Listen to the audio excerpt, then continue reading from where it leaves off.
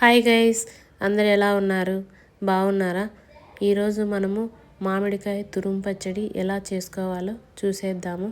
అందుకోసం నేను ఒక పెద్ద సైజు మామిడికాయనైతే తీసుకున్నాను. ఈ మామిడికాయని తొక్క తీసుకొని తురుము పట్టుకోవాలి. తురుము పట్టుకున్న ఈ తొక్కుని పక్కన ఉంచుకోవాలి. ఇప్పుడు 3 మీడియం సైజు ఉల్లిపాయలని తీసుకొని సన్నగా పొడుగ్గా కట్ చేసుకోవాలండి. కట్ చేసుకున్న ఈ ఉల్లిపాయ ముక్కల్ని పక్కన ఉంచుకునేసి ఇప్పుడు 7-8 వెల్లుల్లి రెబ్బల్ని తీసుకొని కచ్చాపచ్చాగా దంచుకోవాలి. కచ్చాపచ్చాగా దంచుకున్న ఈ వెల్లుల్లిని పక్కన ఉంచుకొని ఇప్పుడు స్టవ్ వెలిగించి కడాయి పెట్టుకొని వేడెక్కిన తర్వాత 6-7 టేబుల్ స్పూన్ల ఆయిల్ వేసుకోవాలి. ఈ పచ్చడికి కొంచెం ఆయిల్ ఎక్కువగానే పడుతుంది, అందుకోసమని కొంచెం వేస్తున్నాను. ఈ ఆయిల్ వేడెక్కాక అందులో 1 స్పూను ఆవాలు, 1 స్పూను జీలకర్ర, 1 స్పూను శనగపప్పు మరియు 1 స్పూను ఉద్దిపప్పు వేసి కొంచెం వేగనివ్వాలి.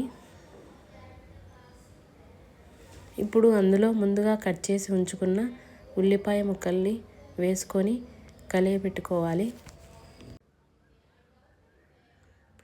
కొద్దిగా ఈ ఉల్లిపాయలు ఫ్రై చేసుకోవాలి. ఇవి కొద్దిగా ఫ్రై అయిన తర్వాత ఇందులో కొంచెం కరివేపాకు వేసుకొని మళ్ళీ కలియబెట్టుకోవాలి. ఇప్పుడు అందులో ముందుగా దంచి పెట్టుకున్న వెల్లుల్లిని వేసుకొని కలుపుకోవాలి.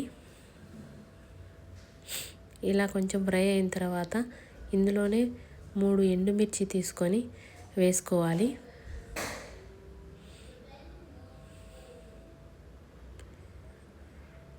అలా ఒక 5 మినిట్స్ ఫ్రై చేసుకోవాలి.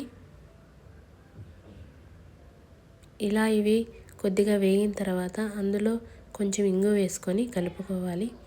తర్వాత ముందుగా తురిమి పెట్టుకున్న మామిడికాయ తురుము ఇందులో వేసుకోవాలి. తర్వాత రుచికి సరిపడ ఉప్పు వేసుకోవాలి.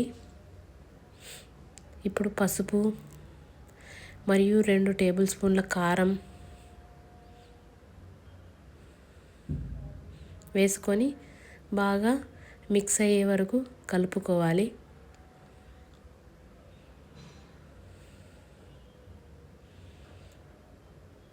ఇలా బాగా మిక్స్ అయిన తర్వాత సిమ్లో ఉంచుకునేసి మూత పెట్టేసి ఒక 10 మినిట్స్ వదిలేయాలి. 10 నిమిషాల తర్వాత అది బాగా ఫ్రై అయిపోయి మనకి ఆయిల్ పైకి కనిపిస్తుంది. అప్పుడు ఈ చట్నీ తయారైపోయినట్టే మనకి. ఇప్పుడు సర్వింగ్ బౌల్లోకి తీసుకొని మనము సర్వ్ చేసుకోవడమే. ఇది వేడివేడి అన్నంలోకి తింటే చాలా సూపర్గా ఉంటుందండి.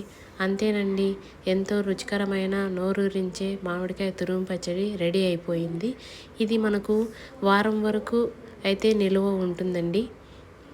అంతే గైస్, బాయ్, టేక్ కేర్.